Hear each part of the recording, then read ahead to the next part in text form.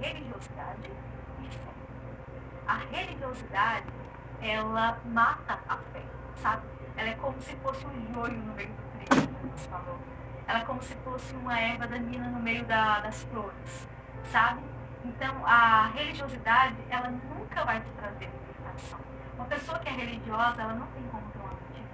Mas uma pessoa que vive pela fé, ela é completamente liberta, ela é completamente livre. E eu entendi essa diferença. Aí eu sempre falo, eu precisei morrer para entender. Uma fé renascida, renovada. Rubi veio de uma família religiosa e, quando criança, o envolvimento nesse contexto já fazia parte da vida dela. Naquela época eu era convidada para pregar em igrejas, isso com 7, 8, 9 anos de idade, cantar, pregar, e às vezes eu falava de uma coisa que eu não tinha a menor noção do que era, né?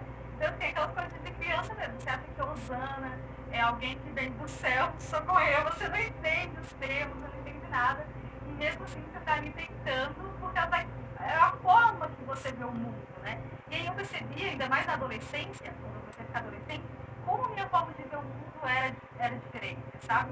As pessoas tinham as visões bem maiores e tudo, e eu me sentia tão limitada, eu sempre me senti limitada, desde criança. Sempre muito curiosa e interessada por tudo quanto é tipo de assunto, começou a questionar algumas coisas, entre elas, a diferença entre religião, fé e religiosidade. A gente começa a criar novas vozes, né? E começa a ouvir a voz de Deus mesmo. O Deus que manifesta amor, o Deus que manifesta graça, o Deus que manifesta sabedoria, a liberdade, porque Deus é liberdade. A Bíblia diz que aonde o Espírito de Deus está, aí a liberdade. Então, se você realmente tem o Espírito Santo, você é livre. Uma coisa era certa, liberdade era a principal condição que ia de encontro ao que acreditava. E essa psicóloga explica o que a Rubi, na época, estava tentando entender. Para a gente ter fé, a gente não precisa ser religioso. Por quê? Porque quando a gente fala de religião, a gente está falando desse sistema formal, né? Onde eu tenho alguns princípios, alguma visão de ver e de enxergar as coisas. Quando eu falo da religiosidade, eu estou falando da forma como eu vivencio essa minha religião, essa minha espiritualidade. E aí, quando eu estou pensando na fé, eu estou pensando como que cada um está vivenciando aquela crença. Eu não necessariamente preciso vincular isso a uma crença religiosa.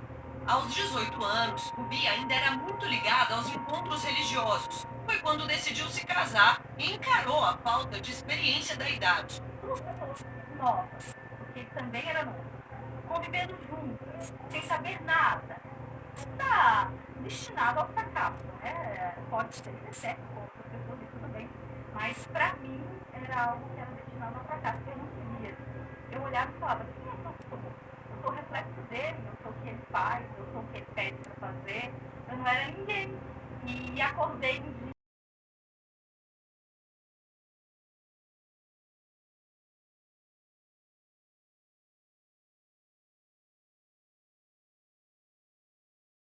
Não tenho nada. Quem eu sou? Qual é a minha identidade? A busca por se reconhecer e encontrar uma identidade interna, religiosa e perante a sociedade foi às custas de um longo e confuso caminho. Eu sempre considerava assim muito inteligente no sentido de gostar de história, de gostar de ler, de buscar muita informação. E eu sempre me contrariava com as ministrações deles, com o que eles estavam falando. Então assim, mas aí, se eu saísse daquilo, Deus não ia comigo. Se eu saísse daquilo, eu ia ser uma rejeitada. É muito difícil a gente definir como técnicos, perfil, comportamento, e é muito importante a gente conhecer a pluralidade desses tipos dentro da nossa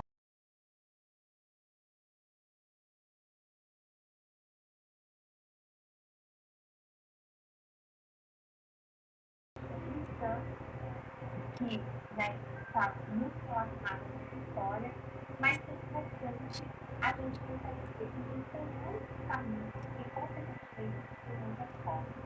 Um dos momentos mais difíceis da vida da Rubi foi quando decidiu se separar do marido.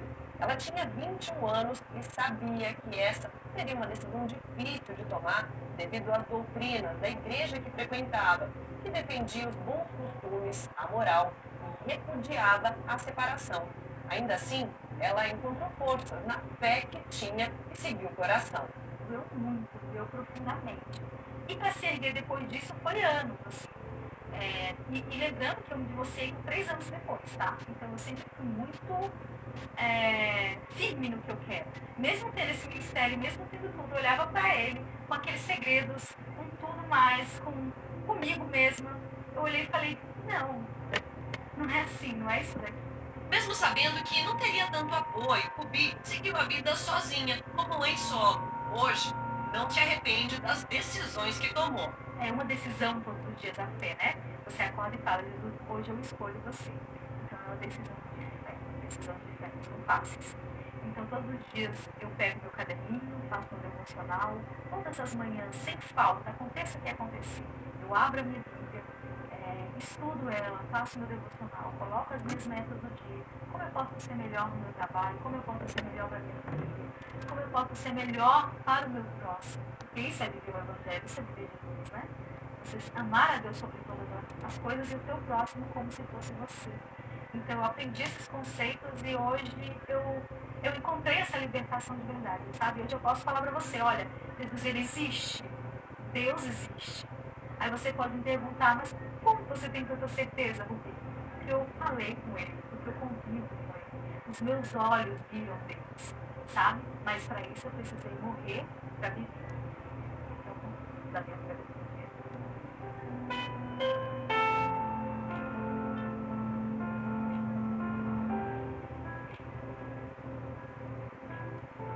E assim a gente termina o Repórter Justiça desta semana. E você, já segue nosso perfil no Instagram? É o TV Justiça Oficial. No YouTube, o canal é o mesmo. Se quiser entrar em contato com nossa produção, o e-mail é o repórterjustiça@stf.jus.br. Até a próxima!